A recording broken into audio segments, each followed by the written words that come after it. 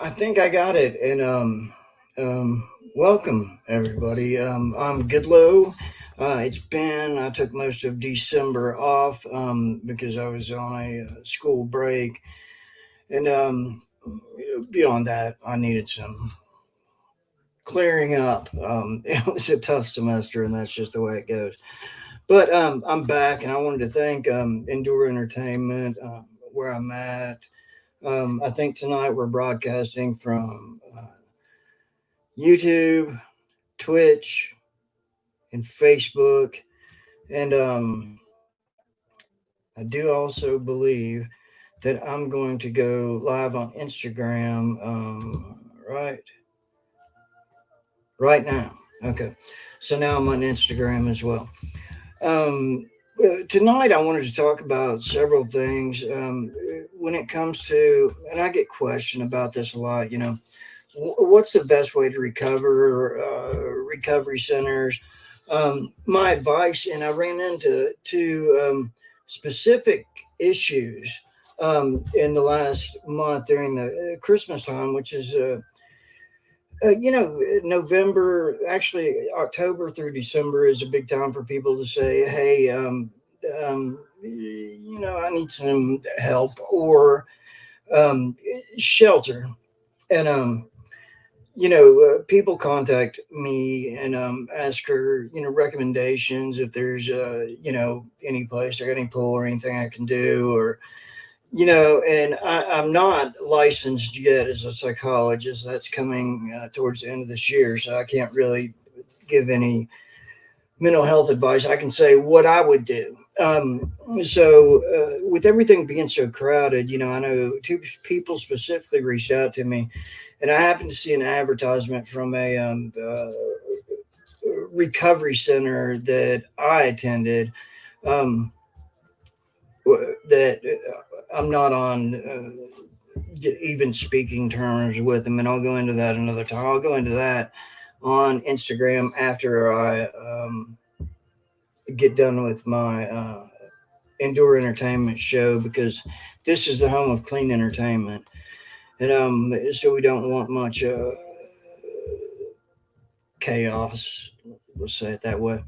But long story short, the advertisement the place had said is, we have open beds. And at the time in Lexington, Kentucky, in the surrounding areas, let's say central Kentucky, we were in negative temperatures. And that's a fact, dangerous negative temperatures. I know even my house, and I'm out in Richmond, Kentucky, and the power went out here because it was so brutally cold.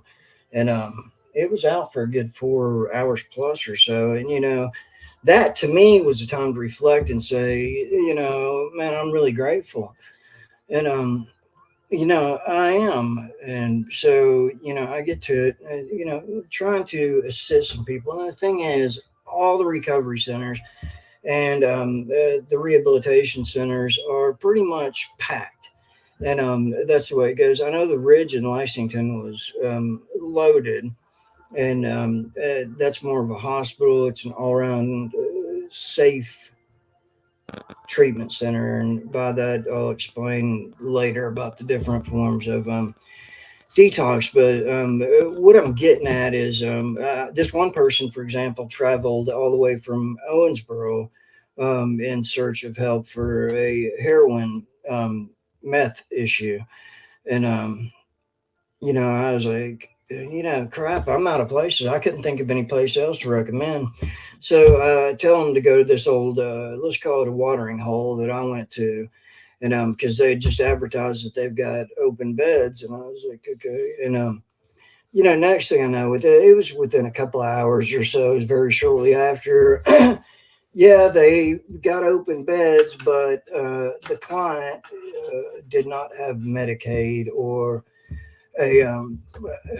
I don't know the exact story. I wasn't there, but couldn't get a hold of their insurance company or something. Either way, it was based on the ability to pay, even though it's 14 below outside at this point. And I'm just sitting there shaking my head, going, "This is, supposed to be a faith-based organization, and so on and so on." And it goes right back to the same thing that we've seen over and over again throughout history with the Jim and Tammy fake bakers. It's okay, we've got beds if you've got the money. Man, if that were one night or two nights to get it straightened out with insurance, I get it. You have to have operating costs, but when you've got more than operating costs already, on average, and this is the last I knew, is the place I speak of, it was about $1,200 a night there that got charged to. Mostly they prefer Medicaid, and as soon as you go in there, they sign you up for um, SNAP benefits anyway, which is food benefits. And long story short, most of the food that comes in there is donated anyway. You've got 27 people. The food card is $203. So it's not hard to add up how much in food they get a month. And most of those people, well, not most of them, a lot of people run out anyway. And that's just par for the course of the rehab. But so that got me focused on Nicholasville, Kentucky in general. I've caught a lot of grief from that city because I didn't join and go along with the good old boys club. When I tell my story, and I actually had this happen, I was with the guy, and he was talking about me doing testimony at one of the places with the executive director of the place. And the executive director says, "Well, we need to be careful. Goodloe tends to be the center of attention, and it's kind of my testimony. But beyond that, my testimony is not surrounded by Goodloe Napier. My testimony is surrounded by the miracle that God bestowed upon me." And there is no other thing to it. There's no way to put it. I can't make this stuff up. They've gone as far in those places as to say, oh no, this can't be real. And honestly, that's absolute nonsense. And I don't want to be angry tonight, but give me a minute here. And with YouTube here, I'm gonna cut off, and I'll be back live about 10 o'clock for the YouTube show. So again, I'll be back on here about 10 o'clock for the uncensored show. All right. So we go back into this, and I've thought about this. I've had a year going over this. Every night I pray how grateful I am to be here, and it's almost fascinating. It's unbelievable that I'm here. I go back through my medical records, and 2 weeks ago, especially, this kicked in. Is I went to have another liver ultrasound. I get one once a year because I was when I left the hospital, I was supposed to be at end stage cirrhosis, and so safety precaution. Now I get a ultrasound every year, and going in that hospital, the place I spent so many months at the time, being told over and over again that I was dying, I was terminal, and go home to die is what was going on. At the end of this, it's there's nothing, we can't do anything else, and so on. And all of a sudden, one day I'm actually praying, not praying for me. And, it's like I got hit with a lightning bolt, but the lightning bolt of life is I woke up 115 pounds at the time. And from that day forward, when Jesus pulled me out of that grave, I started healing at a rapid rate. And that is a miracle, and that's not something you can put a price on. And it just doesn't work that way. So, in my not falling out with Nicholasville, I just got plain out fed up with the nonsense. I mean, it's promotion of you're either part of the club cult, or if you speak out, as I do quite a bit, and I always will. And the reason I speak up is I promised God when I was giving my life back that I would do one thing so differently, and that's I wouldn't go along with the crowd to fit in or just agree. You do the right things. My concern here, I gain nothing when I talk about how ridiculously awful, false witness nonsense these places are. I gain nothing, less than nothing. I mean, all they sit around and want to discredit me all day. And here's the thing that I've come to, that I believe in, that I know to be true, and that I've talked to God about time and time again. And that is the fact that it's not me that they like to deny. That type of envy is left at the high school doorsteps, and it's the denial of the miracle that God created. I've posted my medical records. I don't mind sharing this stuff. I don't mind sharing the word that is the true word. And that's what saved me. And I also wouldn't go along at the time with this recovery center, putting them at the center of saving me, because that's not what happened. They claim every time I see a damn ad, they claim we're saving lives one at a time, and you're not going to, and you can't. What I do with people, and especially when I talk to people, is I talk to people on the same level that I would want to be talked to on. I'm no better than anybody. I'm no less than anybody, and I'm very tight with people who I talk to. In the testimonies that I did at my former rehab, I mean, the guys loved it. The patients that were in there, because I was absolutely speaking from my heart and speaking realistic about what you're going through, what are you going to do, and so on and so on, and not the cult like behavior that everybody claims they've got a system or they've got a model or a proven method that they work on. And when you go into many recovery centers and you research many recovery centers, you see that their proven method is the 12-step program from AA. Is that proven to work? Yes, if you keep going. And I don't want to get into that tonight. People assume I'm really completely down on AA.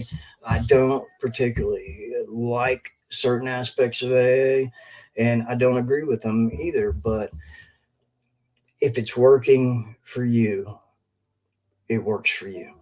And that's important to mention, though. Again, when they say proven method, this isn't some kind of new theory or new research or anything else that these people have been working on. They're taking an old formula, taking it as their own, and moving forward with it for profit, which gains nothing. It doesn't gain uh, sobriety. I know, like when I was there, I was literally forced to go to a different church 3 times a week, and it was so disingenuous. I know one was a slap you on the head and you're healed. Another one was telling us to at the time to vote for somebody we morally and ethically align with, and he was talking about Donald Trump, and I was like, come on.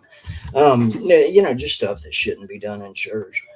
Um, but my point is to get back to Nicholasville, Kentucky. Is I work my tail off in school to make a difference, to make a change in what I'm doing to move forward, and I'm not going to rely on some methodology of turning the highest and best profit.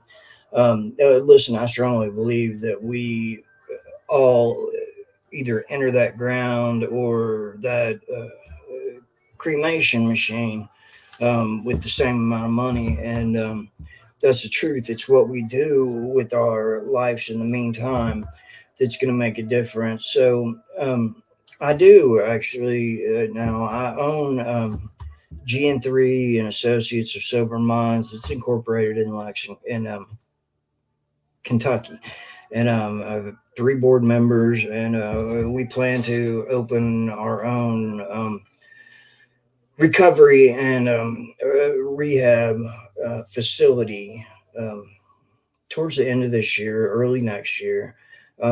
Before that, we're probably gonna do a sober living house for people that have gone through a recovery and or detox program, and that's important, and especially the methodology that I look at is I am a Christian. I speak about it. I'm proud to be a Christian. I spread the word of how God saved my life, and not just saved it in terms of the fact that I'm living and breathing, but changed my whole outlook, my personality, my um,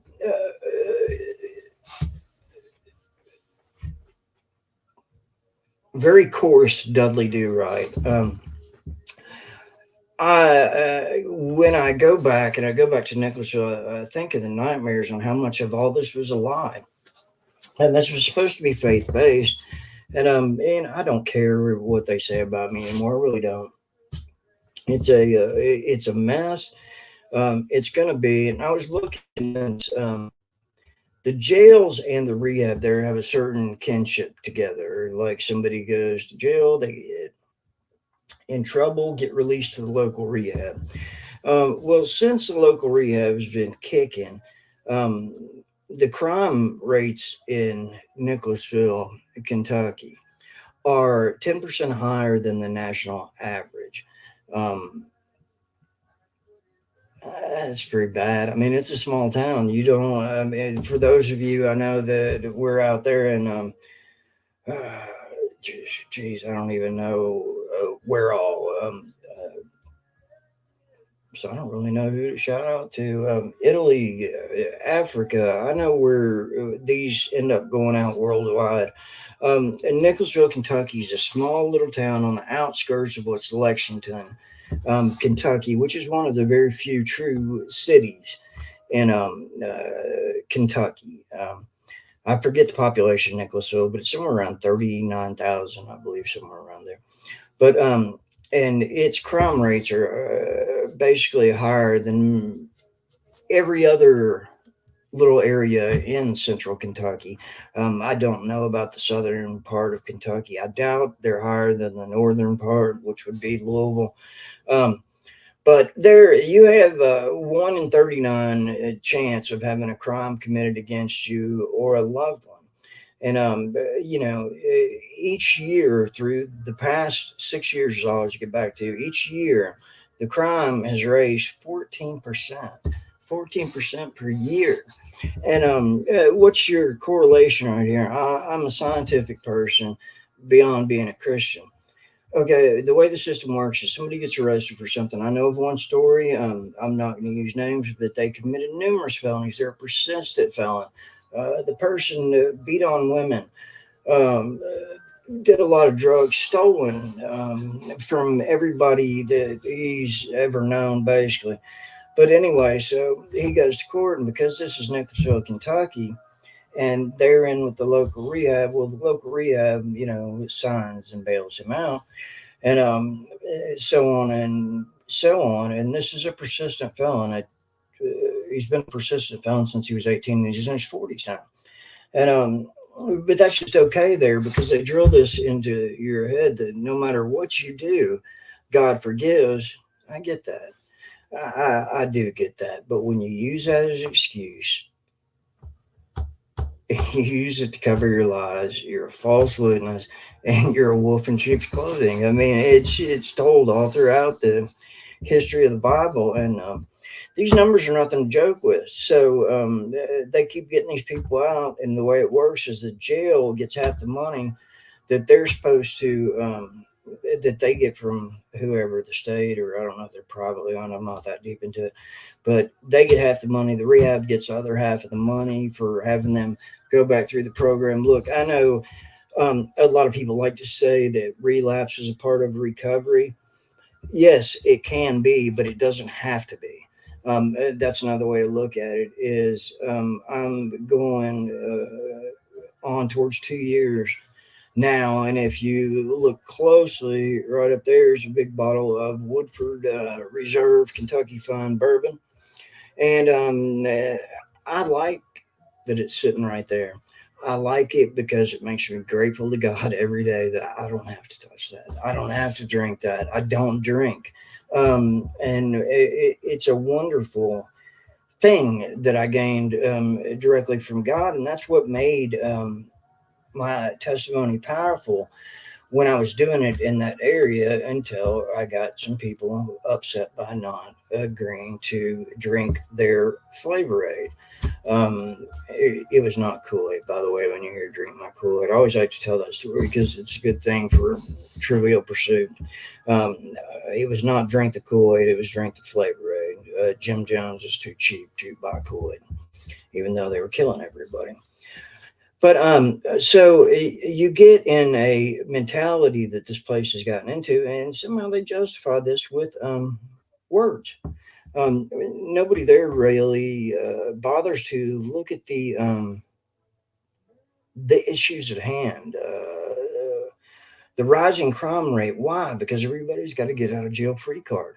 I don't like people being in jail. I don't like people having to be in jail. But I do think if somebody's going to jail and somebody's getting them out of the trouble that they're causing and the chaos they're causing, time and time again, expecting a different result. We all know what that means. It's insanity. I mean, I realize I'm getting my working towards my master's in psychology now, but it's nonsensical too. On a just keep it real level with me, it's I can't make sense out of it, but I can, and that's how it works. Why does this make sense? That they keep bailing these people out and keep letting them go through the same rehab and keep letting them do the same program, and no facing any real punishment whatsoever. The reason is dollars and cents, and that's where we have a problem. You know, Long said.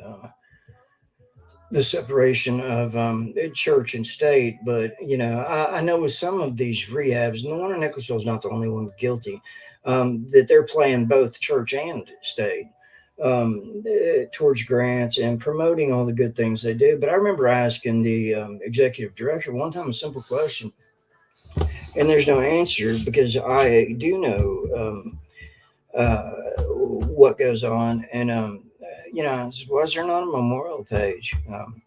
Because let's face the truth. There's a lot of people who are not ready for recovery, and some don't want recovery, and some don't make it out of recovery.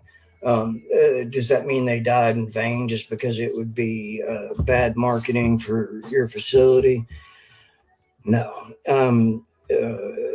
Those people deserve to be remembered for their struggle, and that might help others to understand it's not a joke. I mean, I drank a ridiculous amount of alcohol, especially the last year I was drinking, and it was my blood alcohol level was so high it was impossible to be alive. I was 2 points above dead. I was point 0.5. I'm starting to get now.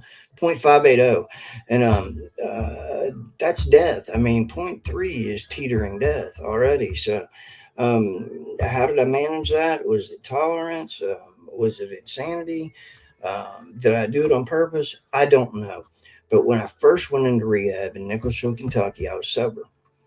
And what I told them when I went in there is, what's really I feel is wrong.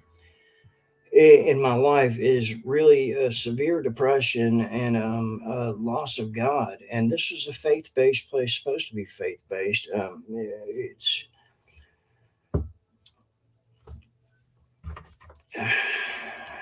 everybody has an opinion. Um, and I remember specifically on intake telling them that I really feel like my depression and total loss of God is killing me. And I meant it. Of course, the shady nurse type person there at the time put down that I was in there for Klonopin and alcohol addiction, which I would never not say that. I mean, I've been physically addicted to alcohol several times, and I wouldn't put that one on my worst enemy. It is, and this is by far the truth. It is absolutely that, and benzos, such as the Xanax, are absolutely the worst and the most deadly types of detox that you can go through. I mean, you hear all these arguments. Some of you that have gone through it or understand or have an addict in your family per se. That, well, they're coming off heroin. It's so hard to come off opiates, and you feel like you're going to die and everything. Alcohol is a whole lot worse. And there is no Suboxone for alcohol. Suboxone curbs the effect of opiates. But it also is still kind of an opiate. I don't know how I feel on it. I do know that it saves life, but I do know that it also, in a small way, takes lives because the detox from Suboxone is very, very harsh. I mean, it's going to make somebody feel like they've just been in a car wreck. And a lot of people, if they run out of Suboxone, let's say they're abusing their prescription, and they run out, they run straight to the trap house and get what might be some bad dope, and it's the last time they ever go to the trap house. And this happens a lot. I repeat this, but with Suboxone, the ideal way it's supposed to work is it's supposed to be a 6 to 8 month program under doctor's care, not any peer support specialist, under a doctor's care, and they taper you down. And well, it's a safer detox, and it's supposed to really have a better long term effect if they do it that way, which I don't argue it. I don't know enough about it. I've not been addicted to opiates or um, anything that would need a Suboxone treatment or what is it, naltrexone, maybe? One of those things. Um, but to get down to the nitty gritty of recovery and recovering, or as I say, recovered, because you never hear that word. You're not allowed to say, hey, it's AA meeting. Hey, I'm good low and I'm a recovered alcoholic. First of all, I hate the word alcoholic, but I mean, that's to point out a certain thing. Those are things you're not supposed to um, be able to say, is you can't say recovered. You're in recovery. You're in recovery your entire life, and that is a group think process. Is that you're always going to be recovering, not recovered. Um, and with me, I know for a fact it's grace of God that I have no cravings, no triggers. I don't lie about it. I don't care to. And it's honestly one of the most freeing things I've ever experienced is to have a bad day and not be like, oh man, I really need a drink, because I don't go through all that stuff anymore like I once did, and it's very freeing, and I get a chance to be grateful every day, and I do thank God every day, and is before I go to bed at night, I play the song Hallelujah, the Jeff Buckley version, on the guitar. It's the one song that I really want to perfect, just because it takes me to a good place, or I meditate. And I can't tell you how much self care and coping skills can lead to your success. Your success is not built into going to a meeting every day. For some people, they do develop the social addiction of the meeting, and yeah, they need to go to a meeting every day. And camaraderie is a good thing. If it's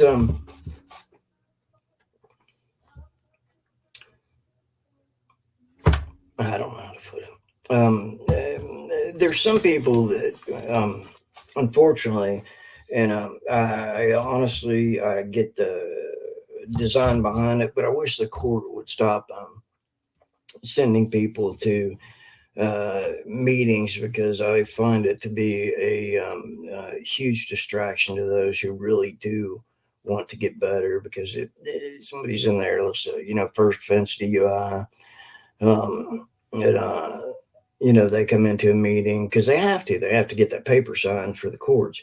And those are the ones that'll go in there and tell this elongated story about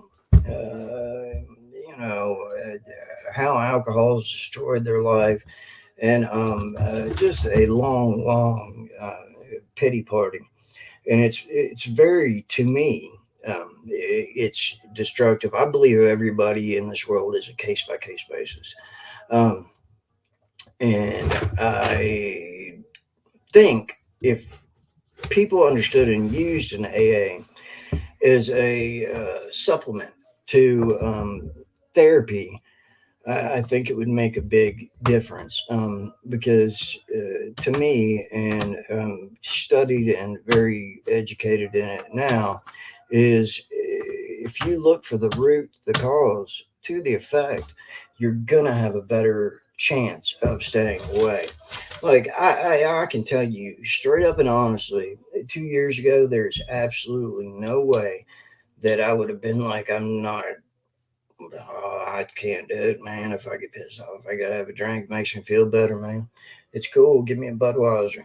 And I mean, just no desire. It's not. It's almost like I've worked up a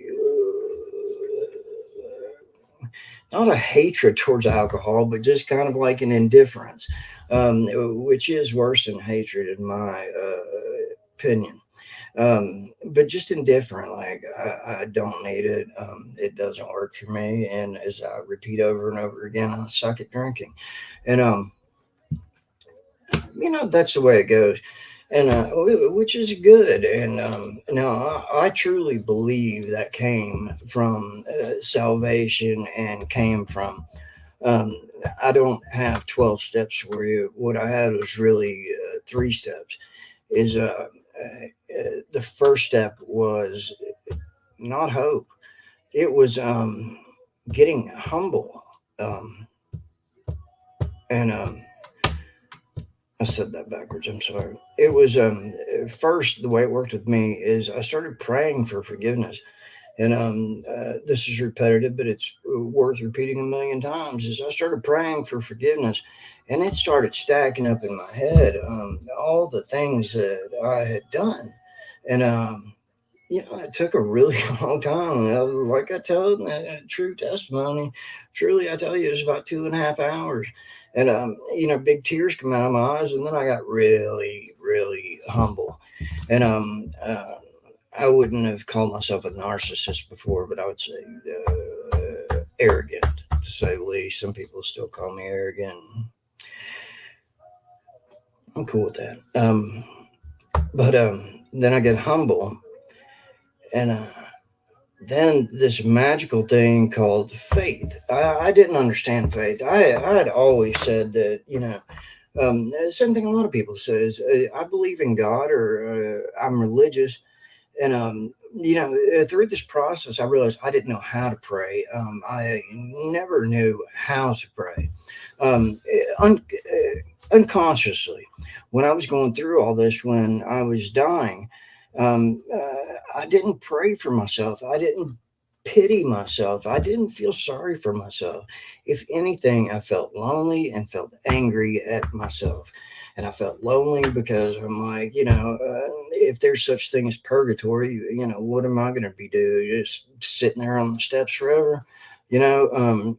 Just no relationship, no real relationship that I can say was a true relationship with God. So when I learned to pray, and I still do to this day, I'm thankful, I'm grateful, but I don't pray for Goodlow. There's so much that goes into everything.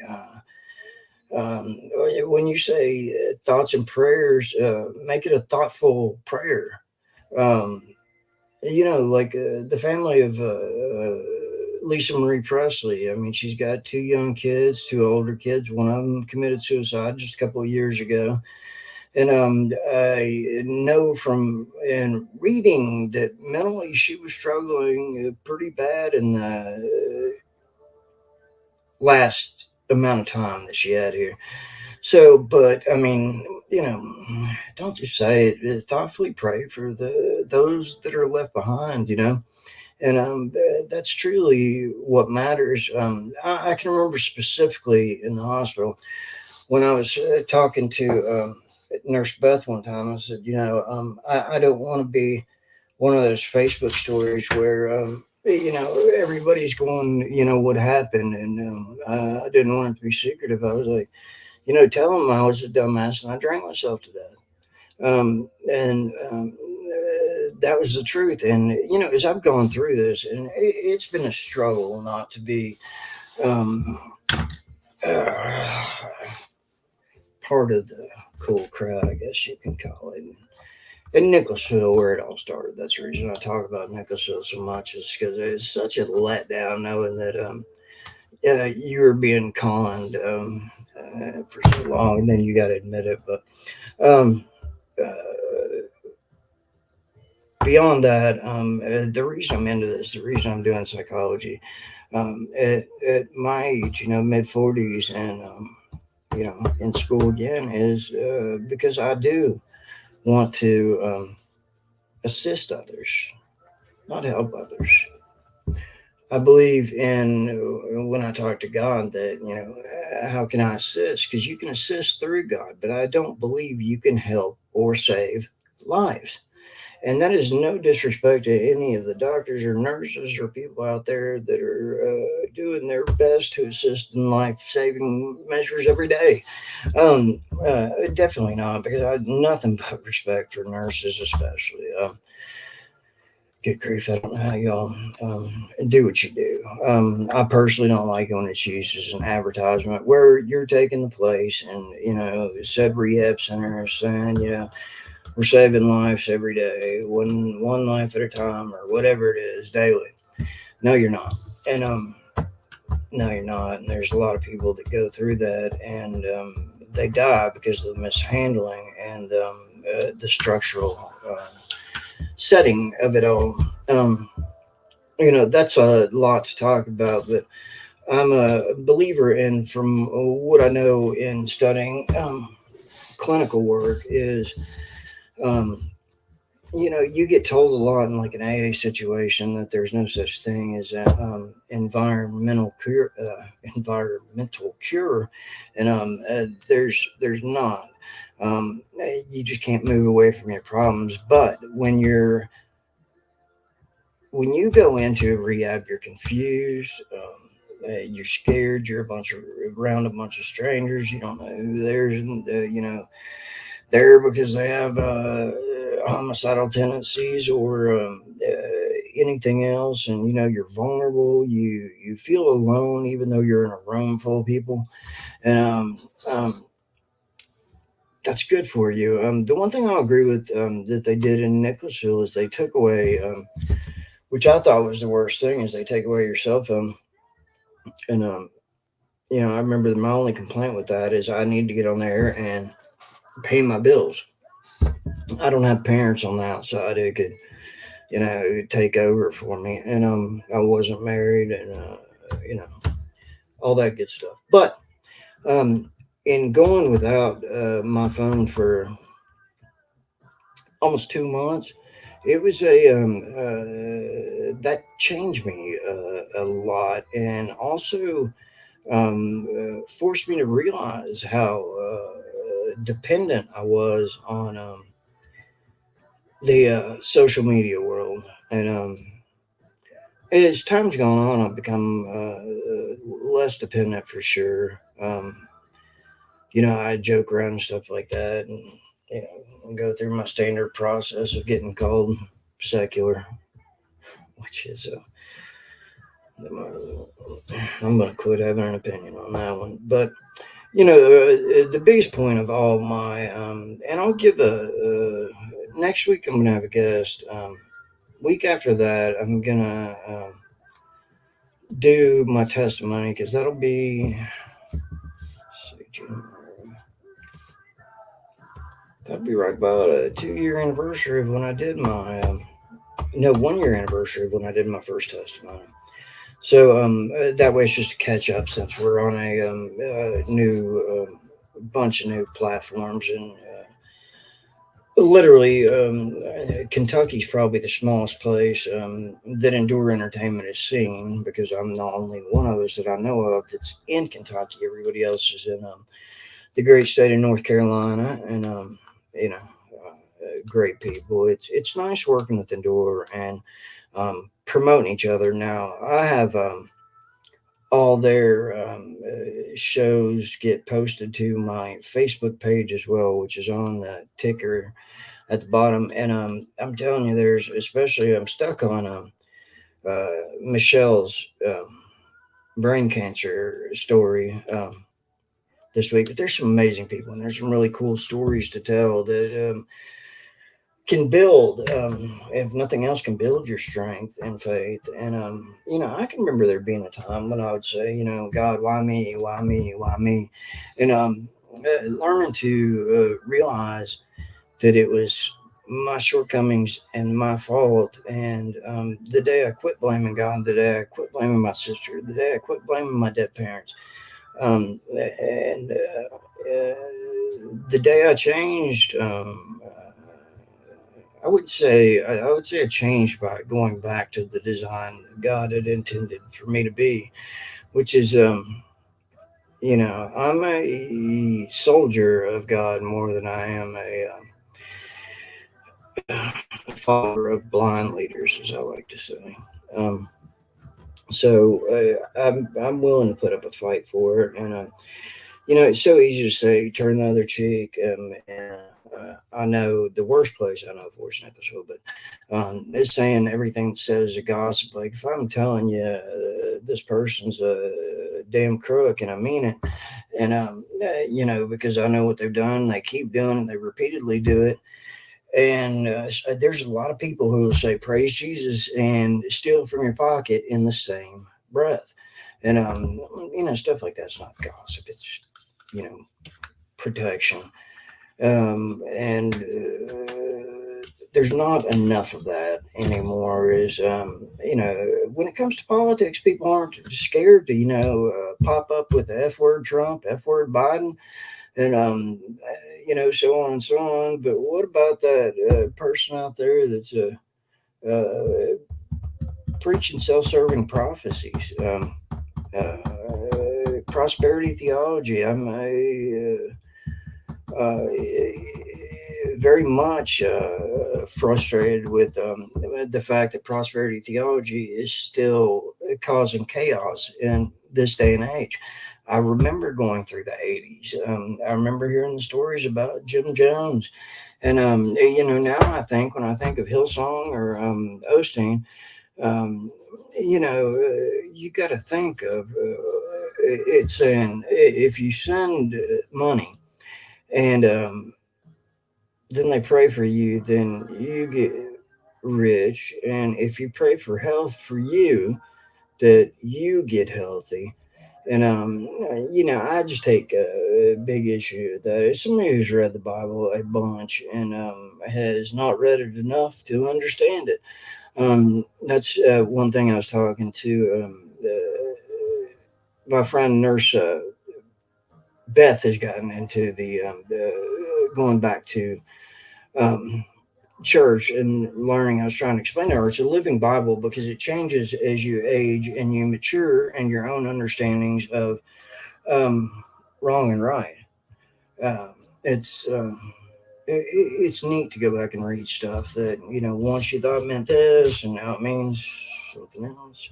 That's the reason they call it a living Bible. But look, I'm slow today, and I got to get back to my homework after my other show. But I always like to take out and do a devotion. If you haven't done one of these with me before, what I do is I just literally open this Celebrate Recovery daily devotional, 365 daily devotional. and it's the 30th anniversary version. And I just open it, and generally it fits in with what's going on with me that day. So I never know. I don't plan it out. So that's it. Here we go. Okay. Today is day 247. The title of the devotional is Body Armor. It says, be strong in the Lord and in his mighty power. Put the full armor of God on so that you can take your stand against the devil's schemes. That's Ephesians 6:10 through 11. Um, and here's the devotion is written by just anonymous author. I was looking at pictures of our brothers and sisters fighting a war in the Middle East, and I noticed they had one thing in common. Even though temperatures can get up through 120 degrees, they all had on full body armor. In addition to helmets, boots, bulletproof vests, goggles, gloves, weapons, and backpacks, they knew they couldn't ask for a timeout in the middle of the battle to prepare. They had to be ready at all times. The same is true for us as we fight against our enemy, the devil. He waits for just the right moment to take us out. We can't wait until we are under attack to put on that armor. We must be armored up and ready at all times to take a stand against the enemy. God has given us all that we need to deal decisively with the enemy of our souls.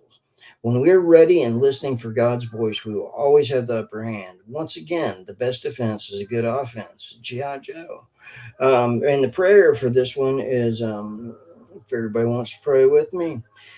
Father, I want to learn how to wear my spiritual armor properly.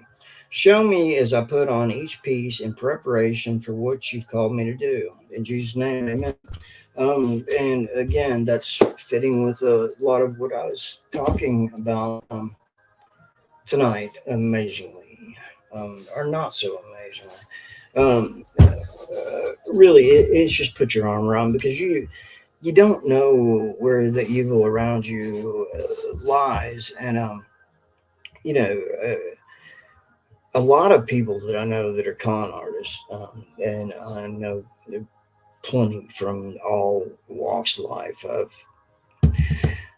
I'm street worthy, if you put it that way. But a lot of people I know who are the biggest con artists are the literally the Eddie Haskell. If you've ever seen the Leave It to Beaver show, you know, oh shucks, Mister, Mrs. Praise Jesus, and yeah, those are really some of the biggest cons that I know, and the louder they get, the more they're up to. So.